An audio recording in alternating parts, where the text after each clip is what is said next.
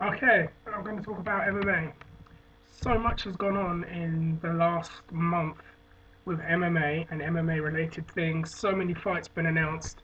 Kotor, Machida, Jackson, Thiago Silva, and one fight in particular that was announced yesterday after UFC 126, which surprised me when it happened. And that was the announcement that Rashad Evans had injured his knee and would no longer be able to train for his fight with Shogun Hua. So it left the spot open for John Jones, who just fought Ryan Bader that night and looked very, very dominant against Ryan Bader. And I think the look on his face was so shocked when they gave him that offer because he'd already knew that Evans was hurt. But I don't think he expected them afterwards to say, "Would you like that shot?" And it was quite something to see on the UFC 126 show. And he accepted it, and Shogun came in and shook his hand. And in 6 weeks, we're going to have Mauricio Shogun Hua versus John Jones. This is going to be a very, very, very interesting one to see with only 6 weeks' notice. What can John Jones do? A lot of people, fans, if you want to say analysts, I don't really call myself an expert, but a fan of the sport, we just John Jones has really taken us all by storm. He's just looked so flawless in most of his fights, and the way he just controlled Ryan Bader, and Ryan really didn't get to do anything on him. It was just nothing short of impressive. And I remember the first time I saw him fight, and he was being a pro wrestling mark, seeing the guy throw German suplexes and double underhook suplexes, and then all these video game like moves too, like these little spinning back fists, just gets your attention. And he's so good that he can get away with doing those kind of things because he's just that good at this point. And we've seen him come along very nicely. And I remember last year when they said they were going to test him and put him up against Brandon Vera, and he crushed Brandon Vera, literally crushed Brandon Vera.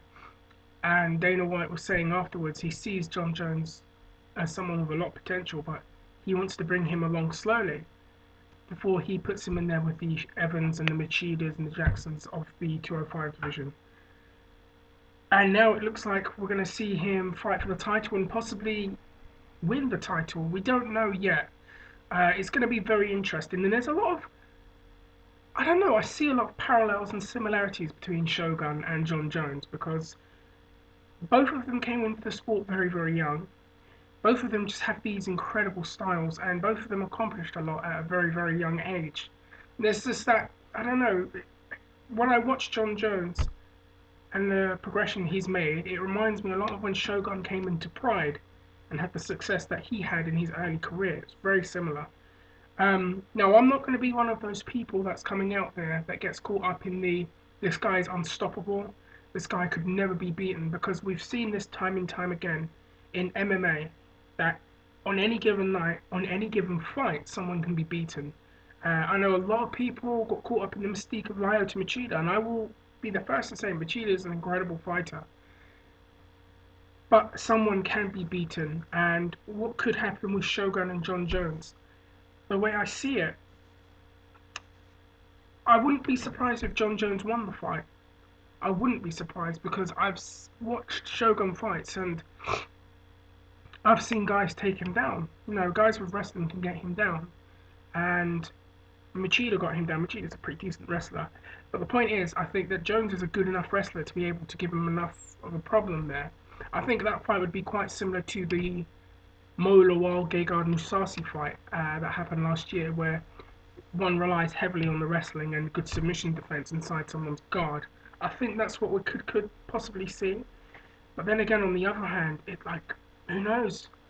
Maybe Shogun might do something that we just are shocked by. Because I mean, Shogun looked rough coming into the UFC. He came in with a lot of hype, and it was warranted because of what he'd done in Pride. And I believe a lot of people ranked him number one ahead of Chuck Liddell and Wanderlei Silva, who were the champions at the time, which is saying something. And unfortunately, when he came to the UFC, he had injuries, and it showed against Forrest Griffin, who he lost to, and then he fought. Who did he fight after Griffin? He was supposed to fight Chuck Liddell I think in his second fight. I believe, and correct me if I'm wrong, guys, he got injured and had to pull out the fight and had to have reconstructive surgery on his knee twice, from what I understand. And then he eventually came back and fought Mark Coleman. And a lot of people were very critical of the fight.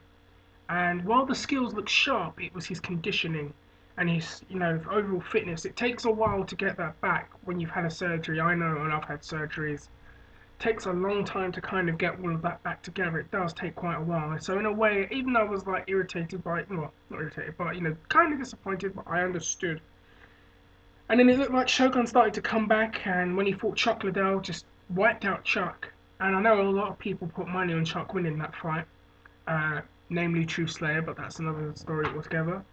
And then when they announced him fighting Machida, a lot of people were like, "There's no way Shogun would beat Machida." And then some people said, and True Slayer again did say this himself, depending on which Shogun shows up, if he's back to where he was in 2005, 2006, he could very well easily win that fight. The fight happened, and obviously it was very controversial, but we did see that there was a method to beat someone, and Shogun showed, I think, every fan that Machida isn't as invincible as we all perceived. Their leg kicks and slowing him down and then being able to tag him around. And a lot of people, myself included, thought Shogun was going to win that fight. Didn't happen. They had the rematch and then Shogun just wiped him out like that. So, in a way, you can also say Shogun's a master of fighting awkward styles that people believe can't be worked out, and figuring out ways to beat them. I wouldn't be surprised if he takes a similar approach with John Jones.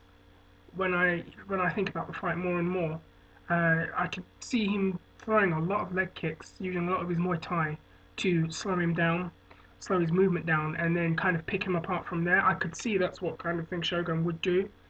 And even then, if Jones did get him down, I'd be very worried about putting Shogun on his back because we've seen it.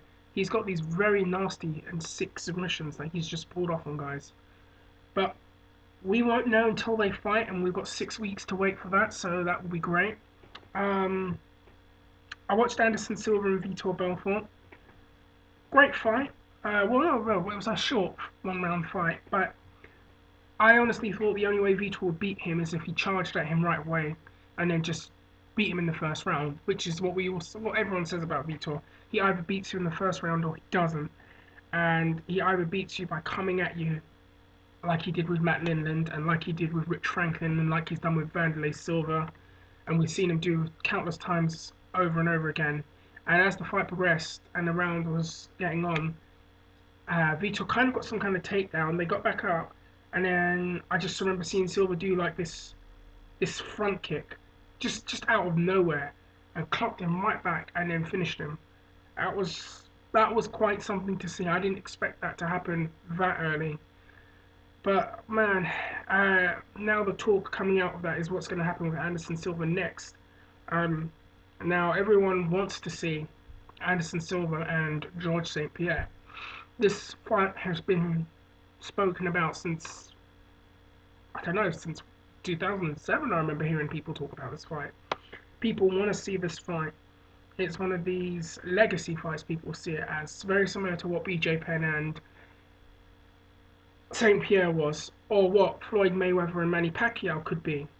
But that fight's not going to happen thanks to certain people. But that's another story altogether, and another video for another time. Anyways, it looks like we're going to have that happen at some point.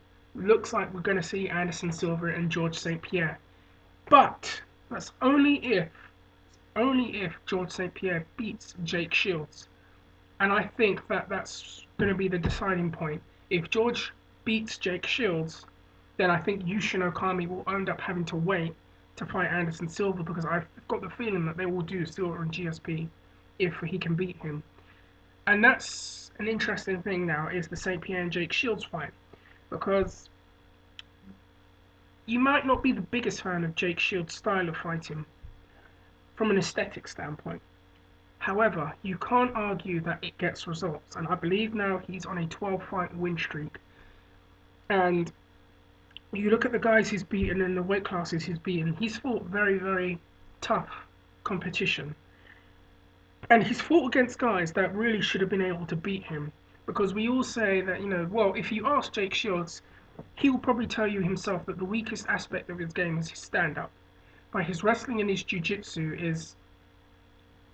is quite something. And he's fought against guys who you could say have very good takedown defense and should be able to keep the fight standing.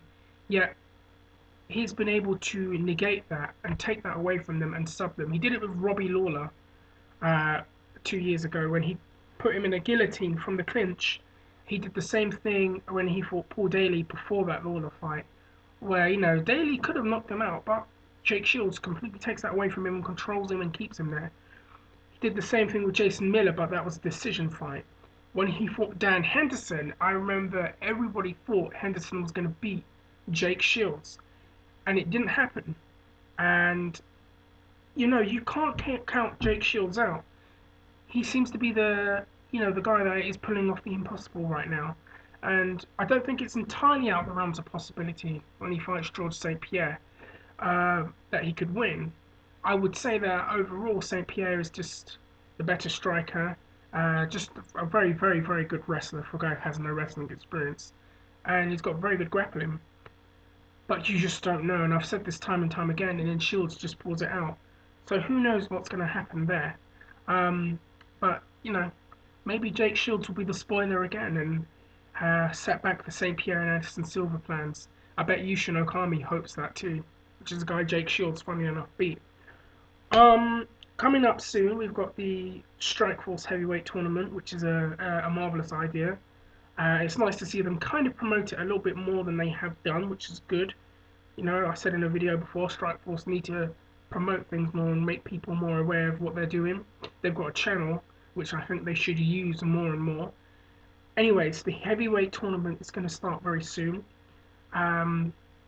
Lots of people are talking about who they think could win. I thought that it was interesting that, what was I saying? I felt personally that Verdum and Overeem should have been out of the tournament and just fought for the title, and then have a tournament where the winner of the tournament fights the heavyweight champion. So then you have your heavyweight title fight, you have your tournament fights, then you have the tournament winner versus the heavyweight champion. So you've got 3 cards you can promote for this year, and possibly one of them could be on CBS if they can get that deal sorted. But who do I think is going to win, and what do I think is going to happen? That's a hard one to call. I know a lot of people say Overeem's the favourite to win. He's always done very well in tournaments, but that's in kickboxing. Overeem is fighting Fabricio Verdum first. I believe Fedor is fighting Antonio Bigfoot Silva, which could be very interesting. I know a lot of people predict Fedor to win that. If Fedor does beat Silva, then he's either going to fight Verdum or fight Overeem, which is very interesting. That's a very interesting story in itself.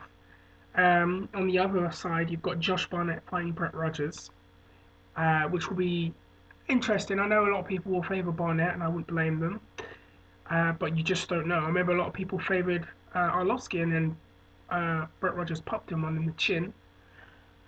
And then you've got Andrei Arlovsky fighting Sergey Karatonov, and I probably said the name wrong, so I apologise. And that could be interesting. There's a lot of interesting stories there. Could we see an upset in this tournament? I think it's very possible. There's interesting stories when you look at Andrei Arlovsky, who's lost his last 3, lost to Brett Rogers in one of those last 3 losses, lost to Fedor, and lost to Antonio Bigfoot Silva. So for a guy like an Andrei Arlovsky, and for Strikeforce, you have the story of Andrei Arlovsky trying to make the comeback, and could this be his shot at redemption if he gets all the way through the tournament? It's very possible. The way I see it, if I'm picking favourites for that side of the tournament, I wouldn't be surprised if we see Barnett beat Rogers, Arlovsky beat Karatonov, we see Barnett and Arlovsky in the semis, we see Fedor and Overeem in the semis, and it's almost set up in a way where we might get the Fedor on Barnett match that didn't happen 2 years ago. Yeah, that looks like something that could happen. My thoughts are Strikeforce should do more tournaments, not oversaturate themselves with tournaments, but maybe have 2 a year or 3 a year for each weight class. or they've got more than 3 weight classes, sorry. Because it's a good way to generate interest in your promotion. It's a good way to promote fighters. Tournaments can always and usually build stars, which is something Strikeforce need to do. And possibly, maybe they could do that with their middleweight division or their welterweight division. And I think maybe for the welterweight division, because they do need to build some guys for a Nick Diaz. So that would be interesting. Anyways, I am going to wrap it up here for now. Let me know what you think. Especially the guys from Team Submission Inc. If you haven't watched their videos, go over and have a look again. And yeah, let me know what you think. Who do you think is going to win the tournament? What do you think of George St. Pierre and Anderson Silva if it happens? What do you think if George St. Pierre fights Jake Shields? How's that going to go? What do you think about John Jones? Is it too early for John Jones to have that title shot? Or is Jones going to win it? Or how do you see anything of how? If you don't think Jones deserved it, who do you think should have had the shot? Let us know. We can all go back and forth on this and rate, subscribe, message me, and yeah, take care.